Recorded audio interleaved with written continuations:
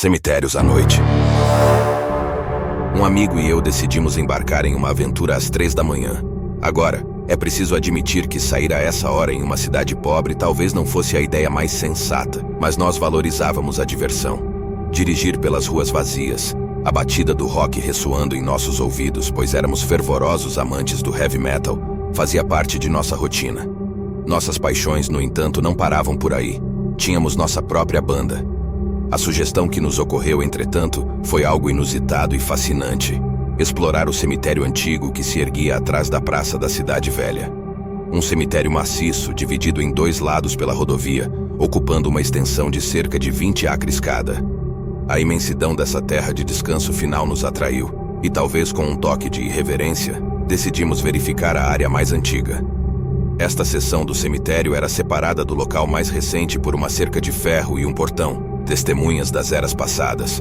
Nossos passos ressoavam entre os túmulos, cada um coberto por uma pátina de musgo. Enquanto explorávamos, ocasionalmente tirávamos fotos, cientes de que talvez nossa ação fosse um tanto desrespeitosa. No entanto, aqueles túmulos já tinham pelo menos um século, e não havia parentes vivos para se sentirem ofendidos. Foi então que, em meio ao ambiente silencioso da noite, o som da risada de uma criança preencheu o ar. Rimos de início, tentando desmascarar o temor que a situação evocou. Era estranho, mas talvez houvesse um brinquedo esquecido em algum túmulo infantil. Desconheço o motivo, mas sentimos que a situação estava sob controle, e continuamos nossa conversa. Contudo, uma sensação incômoda começou a se instalar. A paranoia começou a fazer seu ninho em minha mente, e uma inexplicável sensação de estar sendo observado invadiu meu ser. Meu amigo também percebeu algo. Uma silhueta se movendo nas sombras próximas a um pequeno bosque. Estávamos agora perto o suficiente para que isso nos afetasse diretamente. Com um misto de inquietação e medo, decidimos levantar e partir. No entanto, o som de risos ecoou mais uma vez, e agora podíamos ouvir folhas se mexendo, como se alguém estivesse se aproximando. Instintivamente, sem sequer olhar para trás, começamos a correr colina abaixo em direção à parte mais antiga do cemitério. O que se seguiu foi uma corrida frenética, a sensação de que o riso nos perseguia crescendo a cada passo. Estávamos no auge do modo luta ou fuga, nossos instintos primalmente aguçados. Corremos o mais rápido possível, deixando para trás o riso que parecia nos perseguir implacavelmente. Quando finalmente alcançamos meu carro estacionado na estrada, eu liguei o motor e saímos para a rodovia, sem olhar para trás. Apenas agradecemos por não termos esbarrado em ninguém durante nossa fuga apressada. Decidimos nos refugiar em um posto de gasolina aberto naquela hora da noite, onde fizemos uma verificação rápida do carro. A discussão estava cheia de excitação e medo, especulando sobre o que poderia ter acontecido e se algo havia sido feito ao veículo. Ao abrir a porta traseira, uma surpresa nos aguardava. A porta estava aberta. O pânico tomou conta, já que nenhum de nós havia aberto aquela porta e não havia razão alguma para isso acontecer. Vasculhei o banco de trás para ter certeza de que nada estava lá. Depois voltei para o carro e deixamos o cemitério para trás. A confusão ainda permeia minha mente, e a sensação estranha de ser seguido me persegue sempre que relembro essa história, deixando-me com perguntas sem resposta sobre a natureza do que encontramos naquela noite sombria. Uma ocasião memorável em minha carreira envolveu um homem de 30 anos chamado Antônio.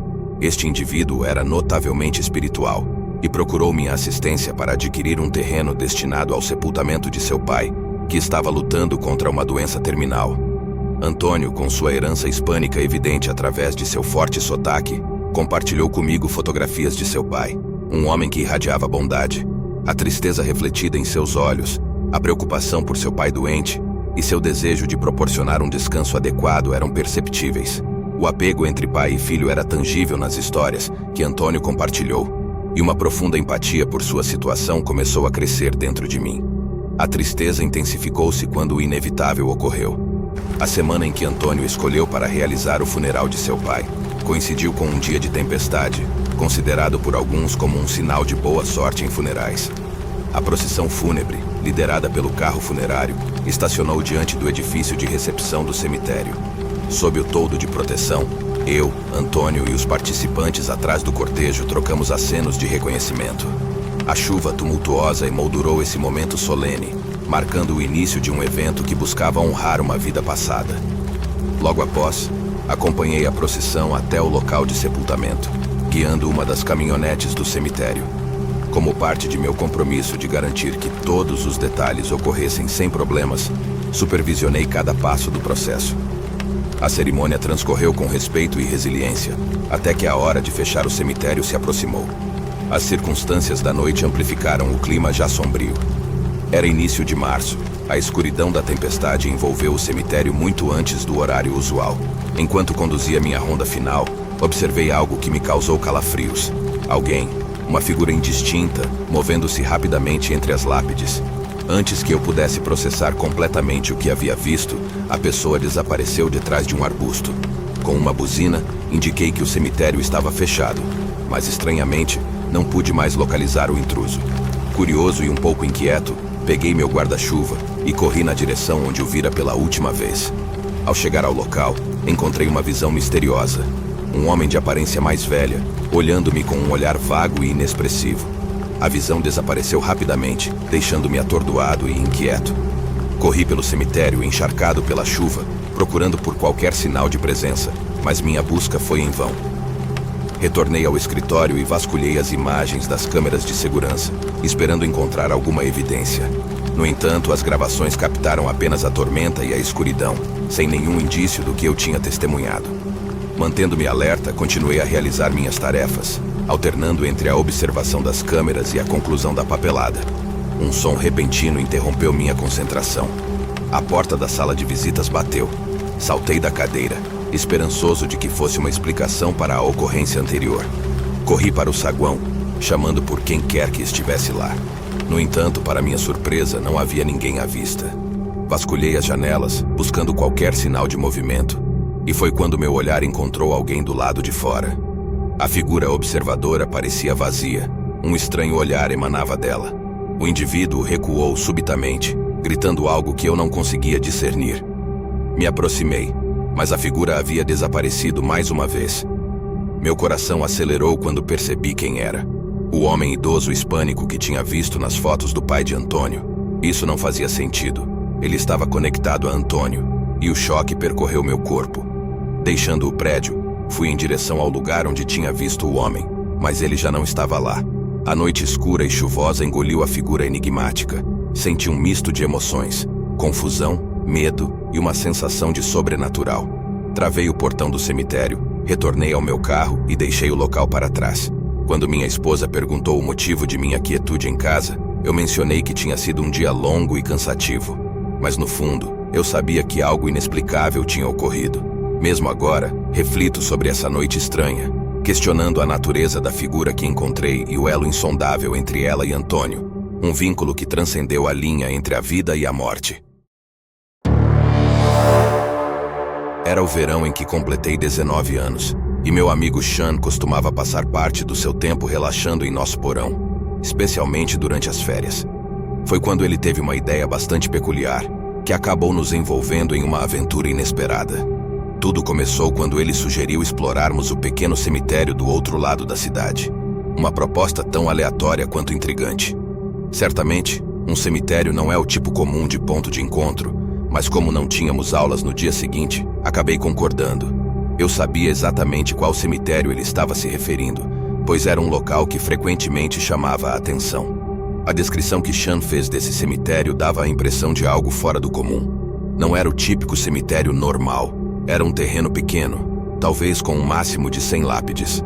A aparência das lápides era arcaica, evocando o século XIX. Os anos pareciam ter passado sem que alguém as visitasse. A localização era inegavelmente intrigante, cercado por uma cerca de metal gótica e flanqueado por bosques de ambos os lados da estrada. Além disso, um edifício abandonado estava situado nas proximidades, acentuando a sensação sinistra do lugar. Tudo isso contribuía para uma atmosfera assustadora. Em um dia nublado, Sean estacionou seu Honda à beira da estrada. Para evitar chamar a atenção, paramos alguns metros antes do local. Caminhamos pela floresta para que nossa entrada no cemitério fosse mais discreta. Superamos facilmente a cerca baixa e, assim, entramos nesse misterioso terreno. Nesse ponto, uma sensação de constante observação começou a me assombrar. Inexplicavelmente, eu sentia que algo ou alguém nos observava atentamente. Ao discutir isso com Sean, percebi que ele também estava sentindo o mesmo desconforto. Aquele lugar não era mais um local para nos sentirmos à vontade. Meus olhos vagueavam pela floresta circundante, enquanto meu amigo procurava uma maneira de entrar no edifício abandonado ao lado. E foi quando vi algo que me congelou. Na janela do prédio, por um breve momento, avistei a figura de um homem mais velho, cabelos grisalhos e uma capa de chuva preta. Parecia estar usando jeans e possuía um bigode. Antes que eu pudesse discernir mais detalhes, a figura se afastou da janela. Não pude ignorar a sensação de que alguém estava nos observando. De repente, esse homem misterioso abriu a boca e emitiu um grito ensurdecedor. A intensidade do grito fez com que aves voassem em alarde. A sensação de tontura me envolveu, e então tudo ficou escuro. Meus sentidos se apagaram, e o próximo momento que lembro é de estar sendo arrastado para a floresta por alguém. Minha mente entrou em pânico, temendo um possível sequestro. Ao me recuperar e perceber que era Sean que estava ao meu lado, minha ansiedade diminuiu um pouco. Sean estava claramente agitado e me pediu para segui-lo e correr de volta para o carro. Sem fazer perguntas, obedeci. Ouvi um som atrás de nós enquanto corremos pela floresta. Olhei por cima do ombro e percebi que estávamos sendo seguidos por uma figura obscura. Nossos passos aumentaram de velocidade e finalmente alcançamos o Honda. Sean entrou no carro rapidamente, dando a partida com pressa antes que eu conseguisse entrar completamente. Olhei para trás e vi que o homem que havíamos visto no prédio estava agora do lado de fora. Corri mais rápido para o carro e Sean conseguiu acelerar enquanto eu ainda estava embarcando. Sean explicou que encontrara um símbolo estranho pintado no chão de madeira dentro do edifício abandonado, uma espécie de selo com significado sinistro. No entanto, antes que ele pudesse examinar mais, ouvi o grito do homem idoso, o que o fez correr para mim. Foi então que o homem mais velho se aproximou, arrastando-se na nossa direção. Sean rapidamente me ergueu e me jogou por cima da cerca. Recuperei a consciência e juntos corremos para o carro, escapando daquela experiência sobrenatural. Essa noite permanece como um enigma inexplicável em minha memória, repleta de sensações e encontros perturbadores que nunca consegui entender completamente.